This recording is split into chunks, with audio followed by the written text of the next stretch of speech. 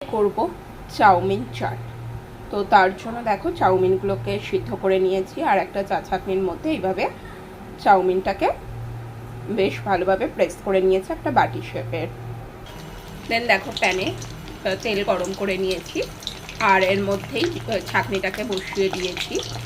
এবার একটু এদিক ওদিক এইভাবে তেলটাকে তুলে দেব, বেশ ভালো করে ভেজে নেব।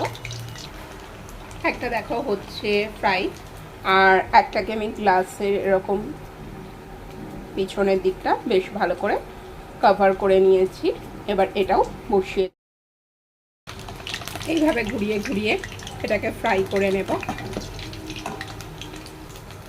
দেখো এটা গ্লাস থেকে কি সুন্দর খুলে গেছে। দেখো চা চাটনি দিয়ে যেটা করেছিলাম সেটা খুব একটা ভালো শেপ আসেনি, মানে ওই একটা বোল টাইপেরও আসেনি, কিন্তু এটা বেশ সুন্দর একটা শেপ চলে এসেছে, গ্লাসের শেপ। তো এর মধ্যে আমরা দেব কিছু জিনিসপত্র, সেটা দেখে নাও।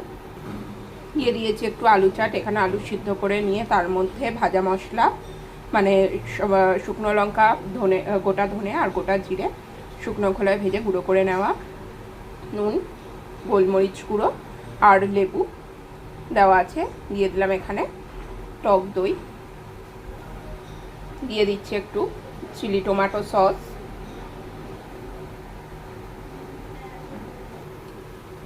দিয়ে দিলাম একটু চিপস আর এখান দিয়ে একটুখানি নিয়ে গুঁড়ো গুঁড়ো করে দিয়ে দিচ্ছি। দেখো কেমন লাগছে রেসিপিটা জানাতে একদমই ভুলো না। আর যারা আমার চ্যানেলের নতুন বন্ধু তারা প্লিজ সাবস্ক্রাইব করে পাশে থেকো। টাটা।